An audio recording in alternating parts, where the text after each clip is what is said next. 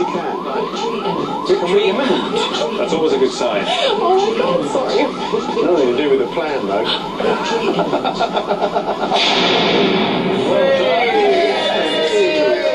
Victorious.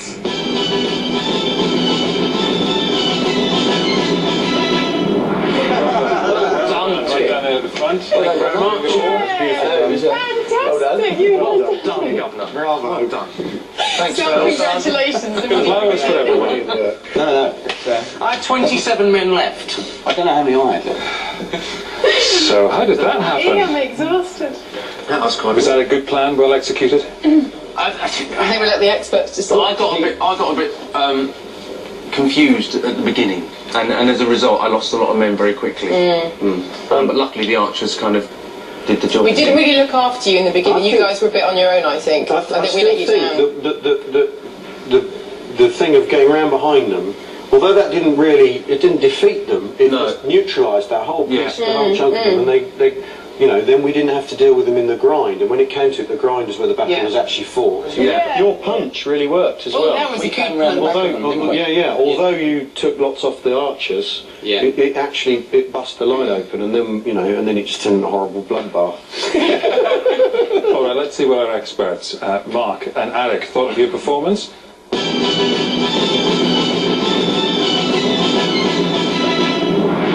It was a victory, so that can't be bad. Yeah, the way you judge a general, is to ask this question: would I want my son or daughter to serve under that general?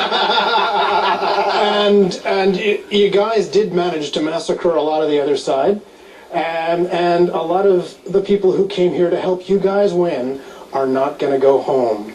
So you guys went out there, and no, to be fair, you guys went into what was going to be a meat grinder battle. Two similar sides coming against each other like that, it was going to be bloody. And you guys fought a good meat grinder battle. And the problem is that, big picture, you came here to fight this battle in the first place in order to extend Egyptian political control a little bit closer to the Seleucid heartland. Problem is, you don't have an army left. So you will not, at the strategic level, achieve your aims. So this becomes a Pyrrhic victory. You won the battle, but by winning it, you lose the war. Alec always says that when the teams win. I was going to say, we could have instilled such fear in the heart of them that everyone else would just give up without a fight.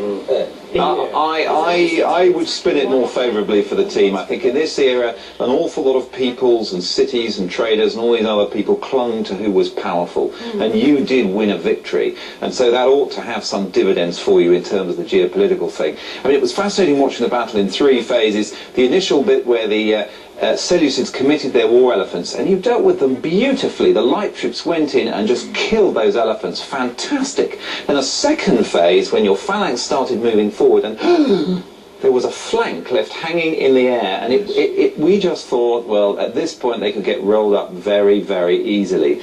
But you did the right thing, you closed the gap. And then my peachiest moment, I think, I was absolutely rooting for you, when you got those elephants to go into the rear of that engaged Seleucid phalanx. You just think, ooh, 3 tons of African elephant coming up the back of your phalanx. It was a really beautiful move. And of course, they just melted away. They were running for home and pleading for mama at that point. Now, your initial plan frightened the hell out of me, because you were going to come in with this big beer gut formation, and this big bowed formation with every single phalanx exposing its flanks. And then when you actually went out on the field to implement it, you didn't do it. Was that because you suddenly got a brainwave that would be really bad? No, because I think it didn't communicate itself to our lieutenants. Or they're smarter than the generals. Wasn't that when we Well, it didn't start very quickly as well. We were only half ready when they started advancing, so I think it was. I thought you guys were going to play fair and have a starter gun or something. No, it's never fair in war. They were in a good battle line to start with, and so when it started, they went in bad shape. That's right. You were able to respond to the tactical situation, and that's really what did it for you, because it was really touch and go. And even when you delivered that wonderful elephant attack, you didn't exploit it. The elephants all died, and it took a long time for that hole to appear in the enemy ranks. So what really did it for you guys, and this is down to the lieutenants, was that they actually managed to maintain their awareness of what was going on their own corners of the battlefield, And that qualified leadership at the junior level here is what really won it for you guys, not the big brains at the top. It paid dividends because in the last phase of the battle it degenerated into a series of small level actions. At that point, good lieutenants can win the battle. That's only a good general would allow that to happen, though, right? Alice said at the beginning he wanted to fight 3 battles at once. Yeah. And the only way you could possibly have won by fighting 3 battles at once was by letting Raji and letting Ricky fight their own war. And you did it, and that allowed you to win. All right, let's have a look at what really happened. Can you demonstrate? I can.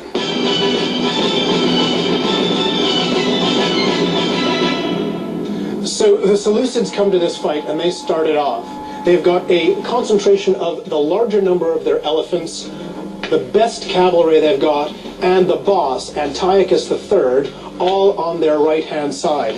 And they take this concentration of cavalry, elephants, and leadership, and they take that mix and they send it against the Egyptian right.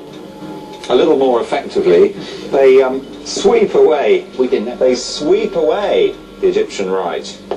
But they do that thing that cavalry sometimes do. They keep going. And then Ptolemy, who's actually with the centre of his army, pretty much where you had him, where he can be seen by his infantry, orders forward his right.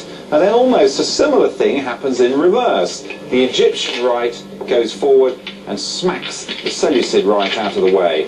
Well, then it's going to turn into a head-on clash between the 2 infantry arms. That's right. The cavalry are gone, the elephants are gone, and it comes down to the big meat grinder battle.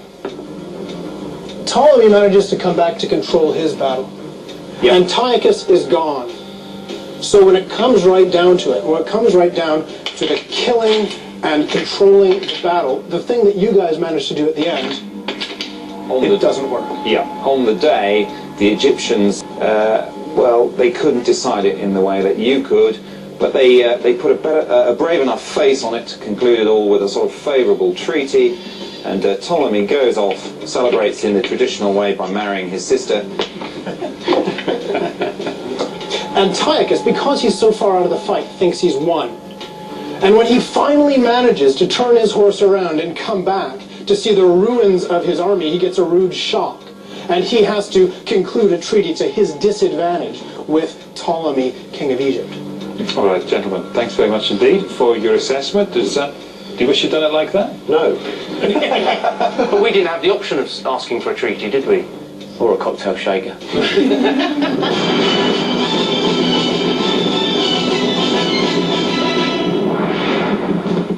After the real battle, the Seleucid general Antiochus retreated to his own kingdom, but Ptolemy's victory had little lasting effect in the region.